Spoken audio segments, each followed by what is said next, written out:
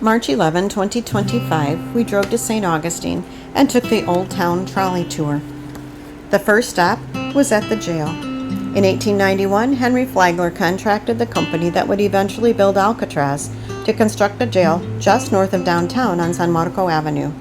So as not to create an eyesore, the old jail was built to look like a hotel in the Romanesque Revival style and painted an unassuming color. Since we just finished reading the Florida Trilogy by Eugenia Price, we walked down St. George Street and saw the oldest wooden school. It was originally a wooden house built of cedar and cypress with records dating to 1740 during the first Spanish period.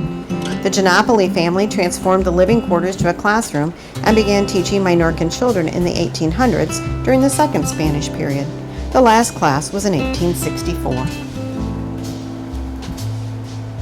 We walked inside the Cathedral of St. Augustine.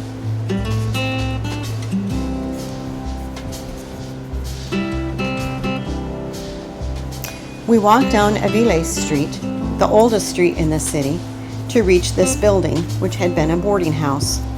Luisa Facio never married, but in 1855, for $3,000, she purchased this building and called it Madame Facio's boarding house.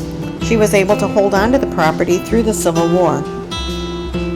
To secure a room in this prestigious location, one needed to make a reservation and send letters of recommendation.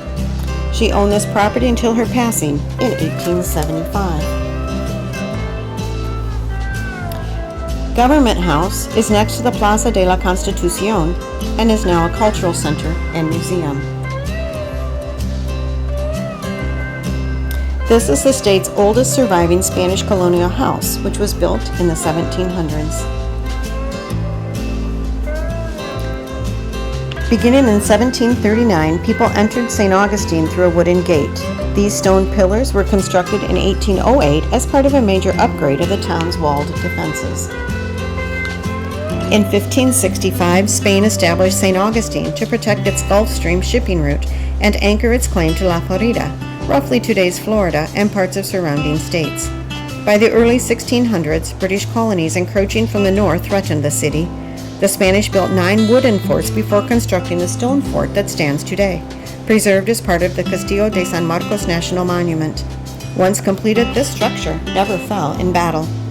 This fort flew under 4 different flags: the first Spanish period, then British, then the second Spanish period, and finally American.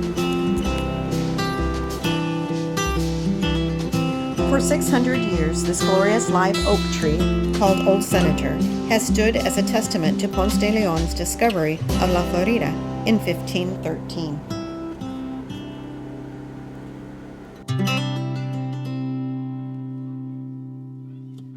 I hope you have enjoyed your trolley tour today.